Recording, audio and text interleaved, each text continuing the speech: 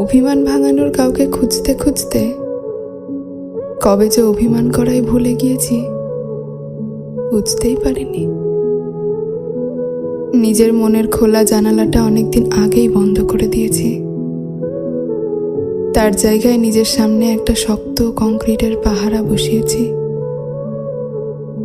আজকাল আমি কাউকে খুব ভালোবাসি না, আবার ঘৃণাও করি না।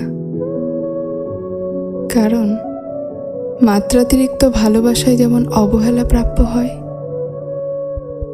ঠিক তেমনি সামান্য ঘৃণা আসলে আমাদের মনকেই ক্ষতবিক্ষত করে। তাই আজকাল যে যতটুকু আমাকে দেয় আমি ঠিক ততটুকুই শুধু ফেরত দিই। আর এই বিনিময় প্রথায় আনন্দ প্রাপ্তি না ঘটলেও অকারণ কষ্টগুলো কিন্তু আর পাই না।